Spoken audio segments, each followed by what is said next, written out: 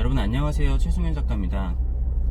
오늘 일요일날 작품 이렇게 좀 철수랑 또 배송이 있어가지고 이동하는 와중에 하나 이야기를 해볼까 합니다. 오늘 해볼 이야기는 계산적인 사람, 계산적인 작가가 되어야 한다는 이야기입니다. 일단 우리나라에서는 계산적인 사람이라는 그러한 표현에 있어서 좀 반감을 가지고 좀 부정적인 의미로 사용되는 경우가 많기 때문에 이 제목만 봤을 때는 좋지 않게 생각을 하시는 분들이 있을지도 모르겠어요.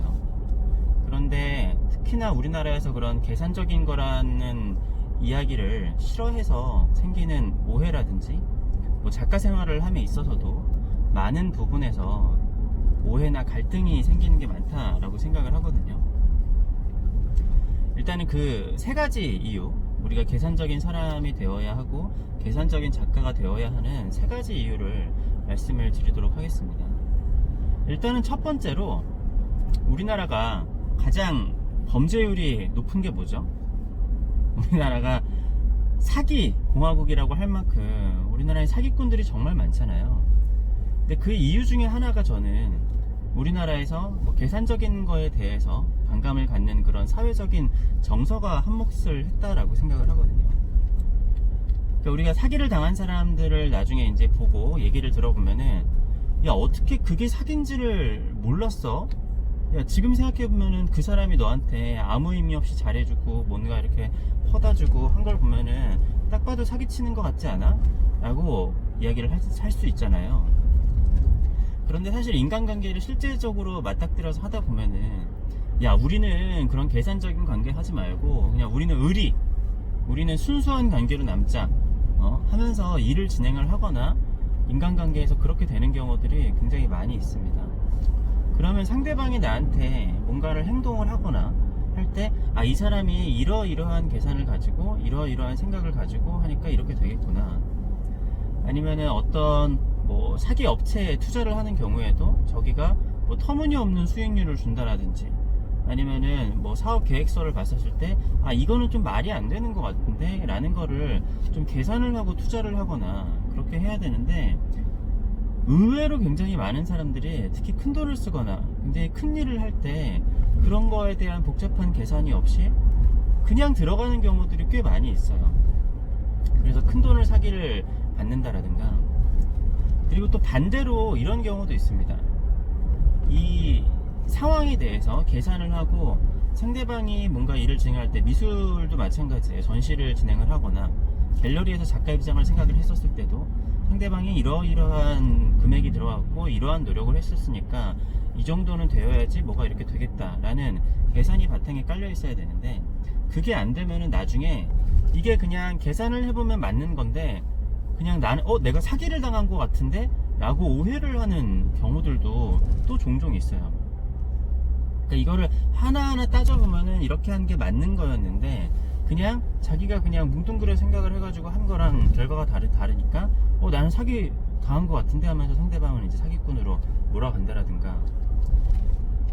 그러니까 이러한 인간관계도 그렇고 일에 있어서 철저한 계산이 없으면은 사기를 당하거나 아니면은 서로 사기쳤다라고 생각을 해가지고 이 갈등이 불거지고 그것 때문에 또 다음 일에도 영향을 미치고 그런 악영향이 생기는 경우들이 꽤 많이 있습니다. 첫 번째 이유는 사기를 조심해야 되기 때문에 계산적인 사람이 되어야 하고, 그러니까 미술 작가도 마찬가지예요. 자, 두 번째는 저는 계산이라는 거는 배려와 매너라고 생각을 해요. 그러니까 우리가 예를 들어서 어디 건물에 들어가는데 내가 문을 열고 들어갔어요. 문을 열고 들어가는데 우리가 배려심이 있고 매너가 있는 사람 같은 경우에는 뒷사람이 온다라고 하면은 문을 내가 이렇게 살짝 잡아주잖아요. 왜냐? 내가 문을 잡지 않으면은 상대방은 다치니까. 근데 이거를 그냥 단순하게 1차원적인 계산으로 생각을 하는 사람들은 이렇게 생각할 수도 있어요. 야, 저 사람이 나한테 준 거 있어? 내가 저 사람이랑 언제 얼굴 한번 봤어? 저 사람이 내가 문 한번 열어준다고 나한테 돈을 줄 거야? 뭐 할 거야? 이런 식의 계산을 하시는 분들이 있을 수도 있을 거예요. 우리가 아주 못 사는 개발도상국을 가면은 물론 거기도 매너가 좋고 그런 사람들이 있겠지만 좀 예를 들어 쓸데없는 친절을 한 다음에 그거 가지고 뭐 길을 물어봤어요. 길을 물어봤는데 길을 알려주고 나서 돈을 달라고 한다라든지, 뭔가 내가 요구하지 않았던 거 사진을 찍은 다음에 그거 가지고 돈을 달라고 한다든지. 물론 선진국에도 그런 이상한 사람들은 많이 있지만, 근데 그런 게 이 한 사람의 개인의 입장에서는 나는 친절을 베풀었으니까 당연히 돈을 주고 기브 앤 테이크니까 그게 당연한 거 아니야? 이렇게 생각을 할 수 있지만, 이거를 1차원적으로 그냥 하나 눈앞에 있는 현상만 바라보는 게 아니라, 근데 이게 생각이 깊은 사람이고 좀 선진국에서 이렇게 좀 배운 사람들, 교양이 있는 사람들 같은 경우에는 그런 식의 계산을 하지 않는다라는 거죠.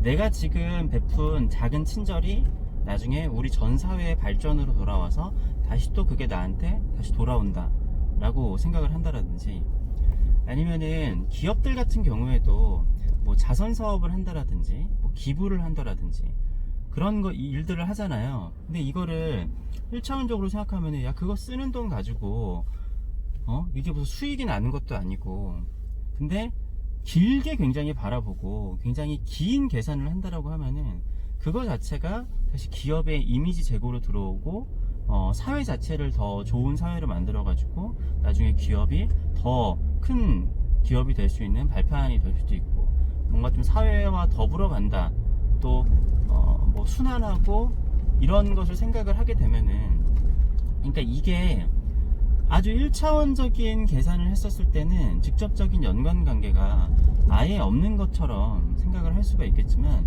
사실은 이게 계산을 깊게 하다 보면은 이게 다 연관이 있다라는 거죠.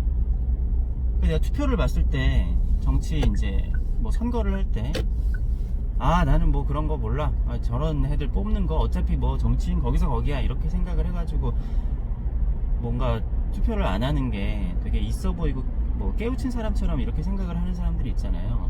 그런데 내가 투표를 안 함에 있어서, 그리고 이 투표권을 얻기 위해서 얼마나 많은 사람들이 피와 땀을 흘려왔었는지에 대한 아주 깊은 생각을 하게 된다면은 그런 생각을 할 수가 없겠죠.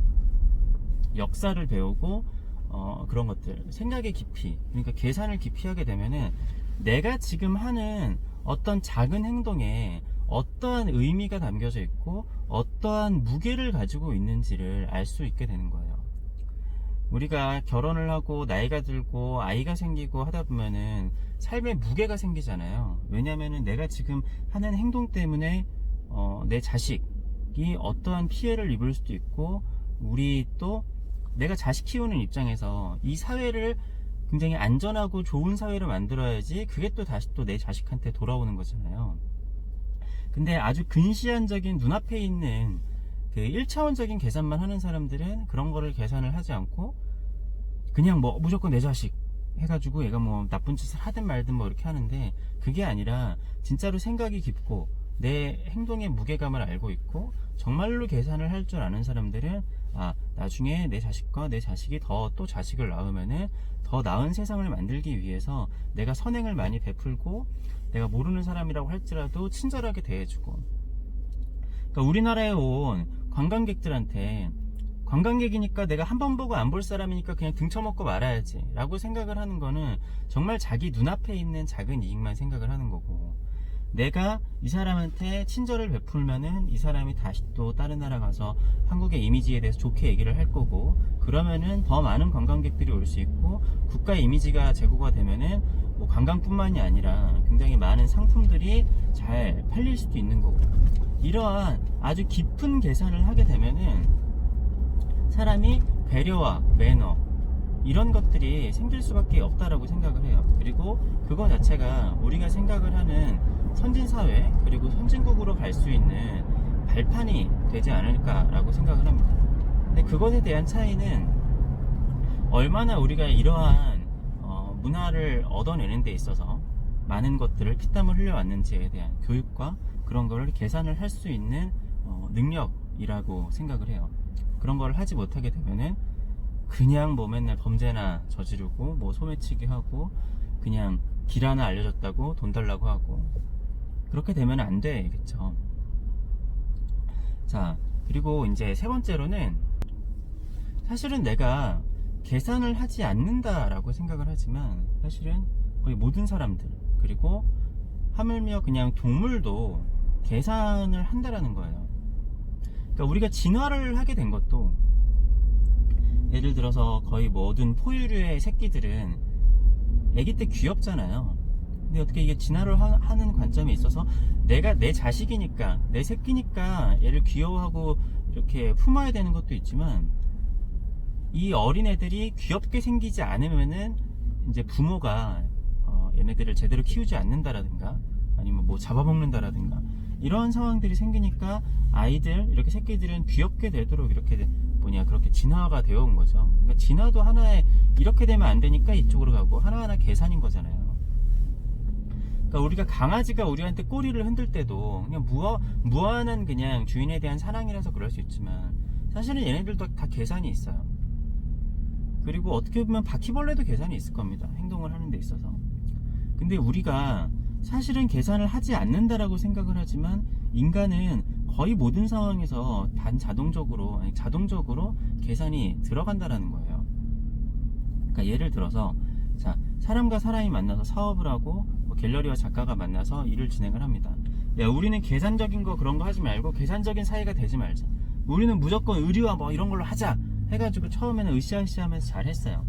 그런데 나중에 이제 항상 큰 문제는 정산을 할 때 생겨나는데, 자, 이쪽에서 구체적인 계산을 하지 않고 막연히 생각을 하는 게 있을 거예요.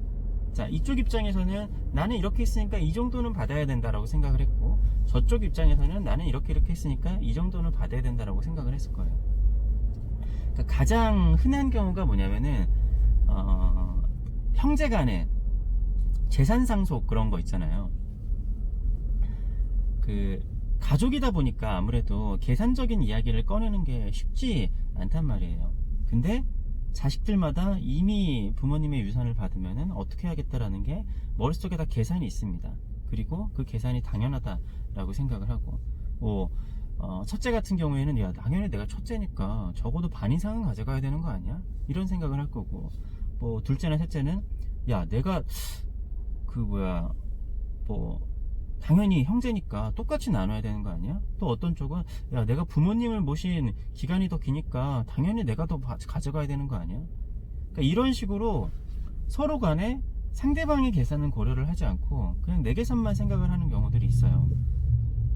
그러니까 이렇게 뭔가, 우린 계산적인 관계가 되지 말자 라고 얘기를 했음에도 불구하고 머릿속에는 이미 계산이 다 있다라는 거죠. 게다가 그 돈을 받아가지고 어떻게 해야 될지까지 이미 계산이 다 끝나 있어요. 그런데 막상 뚜껑을 열고 보니까 서로의 계산이 다 다른 거예요. 그러면 이제 그때부터 법적 분쟁을 한다라든지 갈등이 이어진다라든지 그런 게 있는 거죠. 그래서 저는 일을 함에 있어서 제가 자주 드렸던 말씀 중에 하나이기는 한데, 완벽한 철저한 계약서, 그리고 굉장한 신뢰관계, 그 신뢰관계의 시작은 이제 돈 문제에서부터 시작이 되는데, 그러한 계산이 없이 오히려 의리만을 강조를 하고, 가족 같은 회사 이런 거를 강조를 하고, 이런 데가 가장 위험하다고 생각을 하거든요.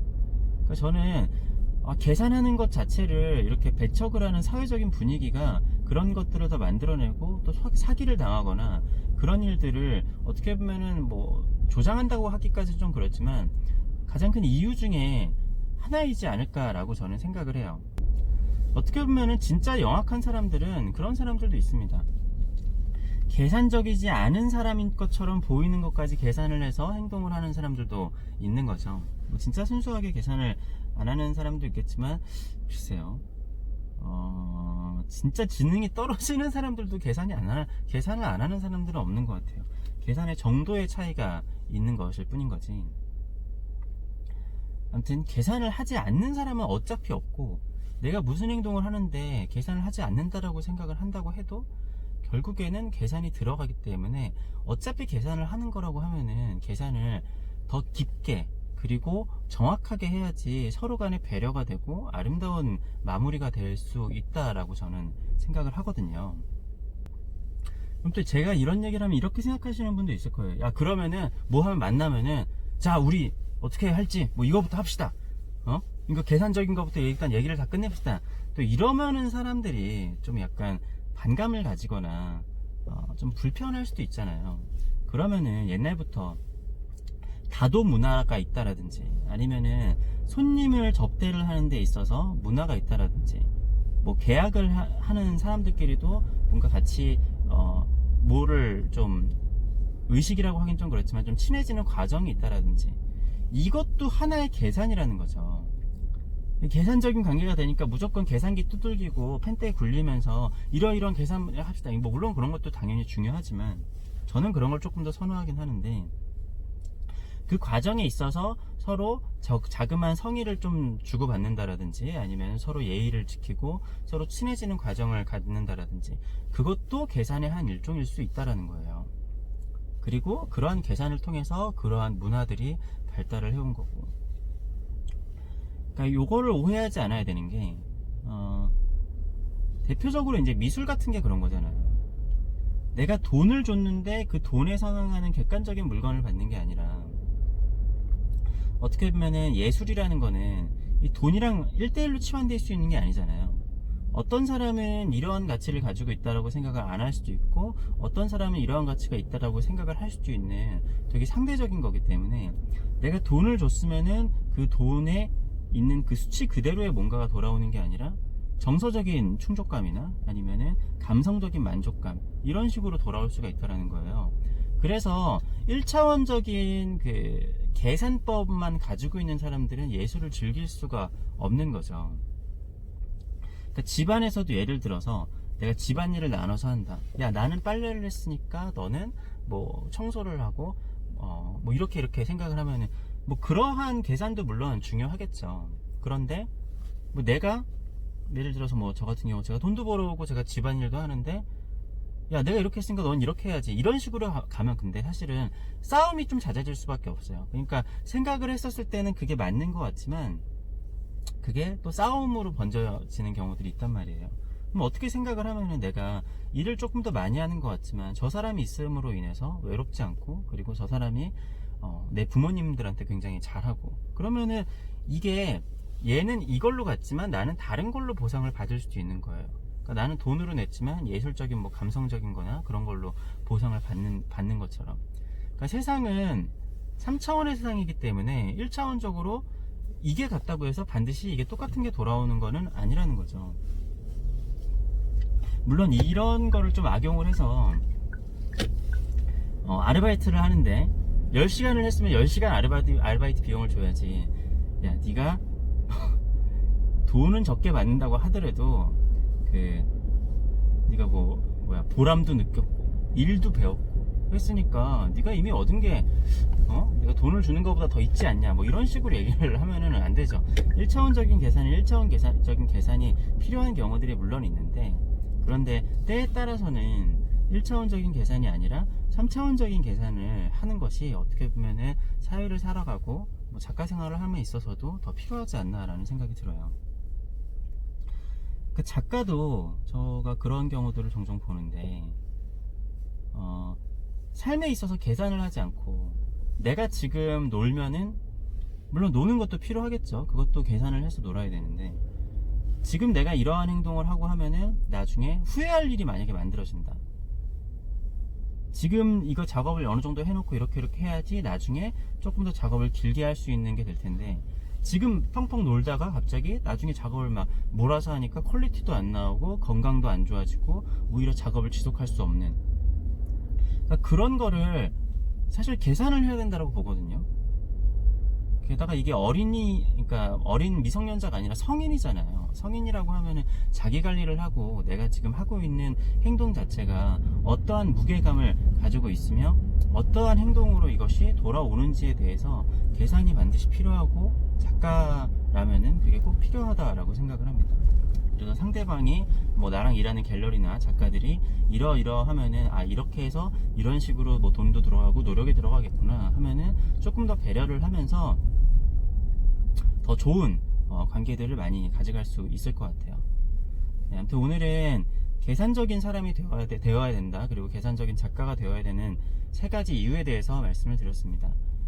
가장 저는 좀 중요한 게 우리나라에서 이 계산적인 것에 대해서 부정적으로 인식이 되기 때문에 그거를 그냥 무비판적으로 계산적인 건 하지 말아야지 라는 생각 때문에 오히려 뭐 불편을 겪거나 사기를 당하거나 힘든 일을 겪게 되시는 분들이 많다라고 생각을 해요. 그렇기 때문에 좀 긍정적인 의미의 계산적인 사람이 되어야 된다라는 거를 꼭 유념을 저도 그렇고 유념을 하면은 좋겠다라는 생각이 듭니다. 네. 영상 잘 보셨으면은 좋아요와 댓글도 많이 부탁드리겠습니다. 제가 구독해달라는 얘기는 잘 안 하는 이유가 사실 구독자는 지금도 약간 좀 부담스러울 정도로 많아요. 네, 1만 명이 넘었는데 사실 뭐 1만 명이 넘은 거에 비해서 조회수도 잘 안 나오는데 구독자는 사실 이 정도면 충분하고 저는 좋아요와 댓글 많이 달아주시는 게 좋습니다. 네, 영상 봐주셔서 감사합니다.